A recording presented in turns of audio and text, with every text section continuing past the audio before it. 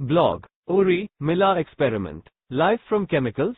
Madhudviza Dasa. Posted by Gaurav Saha on November 8, 2012 at 4:05 p.m. Uri and Milla followed the scientific method. Chemical compounds used by biological organisms were created using conditions simulating primordial Earth, strongly suggesting that this method could eventually produce all the necessary compounds to allow the life force to settle in this realm. In 1953, Uri and Milla performed their famous experiment. Many say they proved life can come from chemicals. Their work ties in very nicely with the Big Bang theory arising from Albert Einstein's work and Charles Darwin's theory of evolution. Starting with some elements presumed to be present in the primordial atmosphere: carbon dioxide, water, ammonia, hydrogen, methane, etc. Milla and Uri were able to produce some amino acid precursors. From the Uri-Milla experiment, it has been hypothesized that random combinations of chemicals present in the atmosphere of the primordial Earth, helped along by lightning, produced the chemicals which are the building blocks of the amino acids. Of course, we still have a very long way to go before producing life. The experiment did not produce amino acids, only some chemicals which may lead to the development of amino acids. And amino acids are not life either. We can observe the chemicals were not produced by chance combination. The whole experiment was carefully supervised by the scientists. The chemicals were measured and added at the correct time, and the electric spark was administered at the right moment. Therefore, it does not prove precursors of amino acids can be created by random combination of chemicals. It only indicates they may be able to be created in a controlled laboratory experiment carefully supervised by intelligent beings. The chemicals didn't mix themselves. The scientists mixed them. Proving scientists can manufacture the precursors to amino acids from chemicals they have in their laboratory does not prove that life can come from matter simply by random chance. One scientist has offered this explanation. In the stages of the early Earth, ammonia, hydrogen and water vapor were more abundant, so they were likely to already be in close proximity, i.e., combined, during a lightning storm. There's your Uri-Milla experiment with no scientist, no gods, and no spiritual touch. Satisfied? Evolutionists and many scientists have a religious belief that life comes from chemicals. However, when asked to prove it, they find it impossible. It's simply a belief based on blind faith which denies the evidence we see all around us.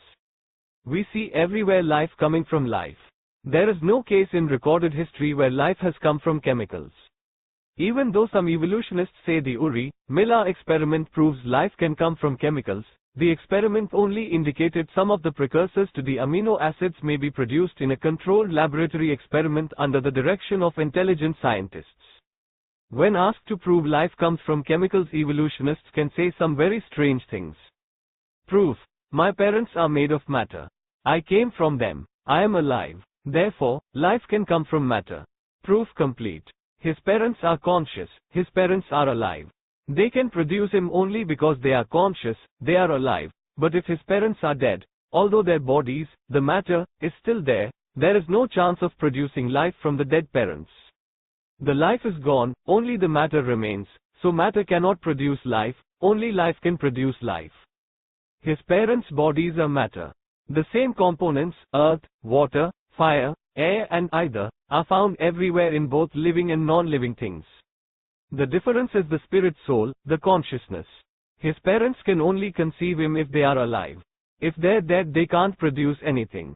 If they're dead, from the material point of view, from the chemical point of view, nothing has changed. Everything is still there, but the consciousness is gone, the life is gone. You can't bring back that life, that consciousness, by science. It's that consciousness which science has somehow missed. Another evolutionist asserted, living beings are nothing more than pieces of matter organized in particular ways. When we look at living things, all we see is organized matter. Science confirms this. If you think that there is more to life than matter, then I challenge you and Krishna to prove it. If it's that simple, why can't the scientists organize some pieces of matter in a particular way and produce something living? Then they could speak. That would be proof that life can come from matter. But without any proof and without any hope of proof in the future, they are speaking so much nonsense. My spiritual master, His Divine Grace A.C. Bhaktivedanta Swami Prabhupada, once challenged the scientists. You have so many big theories. Surely you can, with your science, produce one egg, put it in an incubator and let it hatch out a chicken. You have some white plastic to make the shell, some yellow chemical. But no scientist was able to produce the egg. It's clear to every thoughtful person that a conscious living being is different from dull matter. If the evolutionists want to prove otherwise, it's up to them to produce the evidence. We don't have to prove that life comes from life. We see that happening every day all around us. Everywhere we see every living creature is produced from another living creature. Nature works in a symmetrical manner. We know the changing of the seasons will go on every year in the same way. We know the sun will rise in the morning. Nature does not suddenly change her way of doing things. So if life originally came from chemicals, why does it no longer come from chemicals? We don't have a single case ever recorded in history of any sort of life coming from a combination of chemicals. Life always comes from life. That is nature's way, and that has always been nature's way. As I have my mother and father and have come from them, the whole universe has come from the Supreme Father, Krishna, God, and the Supreme Mother, Nature. The Supreme Father places the living entities within the womb of the Supreme Mother, Nature, and in time they take birth in the 8,400,000 different species and forms of life found throughout the universe. This is quite a reasonable proposition, and it is consistent with our observation of how the universe works. The scientist's proposal, on the other hand, that life comes from chemicals, is something we can't observe happening anywhere within nature. Nature does not completely change her way of doing things. If life came from chemicals in the beginning, life would still be coming from chemicals now. So, back to the Urey-Miller experiment. The chemicals did not mix themselves, someone had to mix them. The chemicals have to be combined by some living person. Matter cannot move without the touch of spirit. The big question is, where did all these chemicals come from in the first place?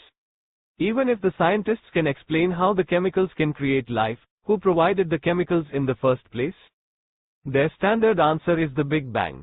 Albert Einstein's theory that all matter can be turned into energy and all energy can be turned into matter has formed the basis of all Western ideas on the origin of the universe.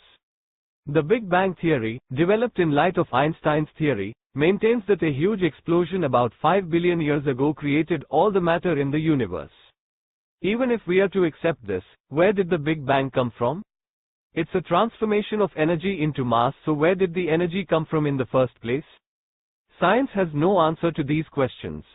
Thoughtful people will see matter doesn't move by itself. It has to be touched by spirit. In the Urey-Miller experiment, the spirit was in the form of the scientists, and in the creation of the universe, the spirit is God or his servants.